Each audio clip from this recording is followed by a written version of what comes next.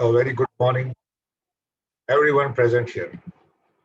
All of us in our lives at some point of time would have encountered situations where we have run into a conflict with people and we have either fought or we have walked away. Most of us can also recollect that in situations where we have argued or we have stuck to a point, there would have been instances where that relationship got damaged and we either lost a friend or a customer or an acquaintance forever. Later on, when we think back and recollect, we would have thought, wouldn't have been nice at that point of time to just give away some ground or meet at a common path or accept our mistake. And it would have been a great thing for that relationship to go ahead. I had a similar experience about a decade back when I was handling a Japanese customer of mine. One day I get a call from the customer, and this was from the CFO saying that the CEO wanted to meet me and he was very angry. The CEO was, of course, a Japanese. And when you say that a Japanese is very angry, which means that he's really very angry, because those who have worked with Japanese would know that they don't show their emotions out so easily. I asked him, what's the reason? He said, well, I don't know about it. You can come and speak to the boss. So there I go. I'm ushered into this conference room where on one end of the table, there's this Japanese gentleman who's the CEO that is sitting. Next to him, there's the CFO who's there, and I'm sitting at the other end. There was a very awkward silence when the meeting began, which was usually not the case with that person. He then waved a piece of paper at me and said, what is this? So I looked at the paper and then I saw it was an invoice which was raised by our company. I said, this is an invoice for a certain kind of service. He said, well, it was not told to me very clearly when we signed the agreement.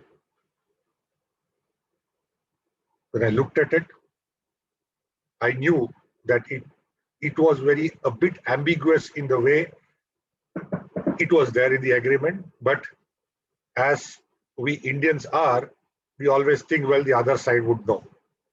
Or it is so obvious that why would somebody not know? But then you should know that we are dealing with the Japanese here, and no ambiguity works when you're dealing with the Japanese. So I looked at the invoice. It was for 30,000 rupees. It was for a service which was due for renewal every year, but according to the Japanese CEO, it was not explicitly mentioned in the contract, so he was having an issue. Now, the choices were two with me. Either I could agree or I could disagree. If I put my foot down, he would have paid. The amount was not much. So before I could open my mouth, he said, look, this amount is not too much for me. But you should understand that if this goes for approval to Japan, I will cut a very sorry figure in front of my boss.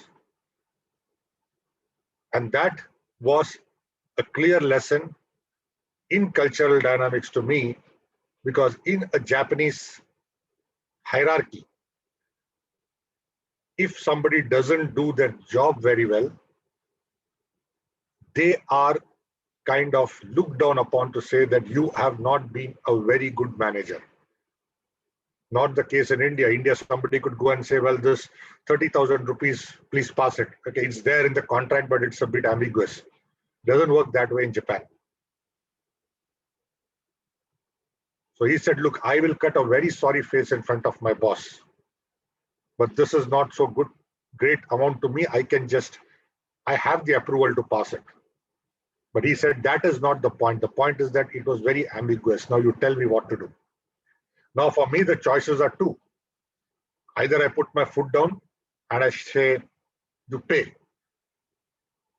Because the service has been rendered. It's not that the service has not been rendered. So you pay. Or the other option is to forego. Now I had to make that decision in the next 5 minutes. And I did the obvious decision. I took the invoice, tore it, and threw it into the waste paper basket.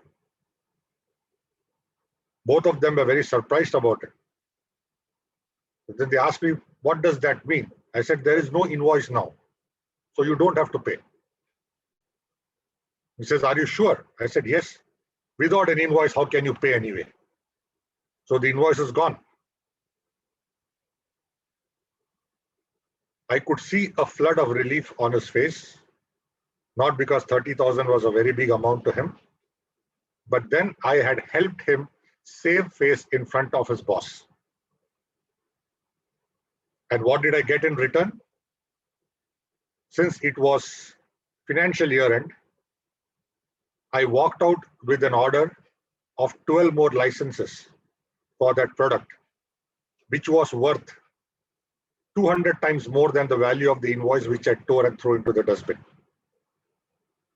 So the lesson in all of this, which I learned, is that sometimes it is better to give up the small things in life and look at the big picture. He still is a very good friend of mine, and he still tells me that the reason for him that day to get angry was nothing against us, but only thing is he wouldn't know how to face his boss. And the lesson I learned in all of this is sometimes it is better to let small things go. You would build a relationship, you will build a connect, and you will tell the customer or a friend or an acquaintance that the word that a person gives is the most important thing that you can give in your life. The word can also be translated into something which is called as the integrity. So if you believe that you were wrong, take the right corrective action, and you would have been, or you will be, a human being of great character. Thank you, and back to you, dear Modi.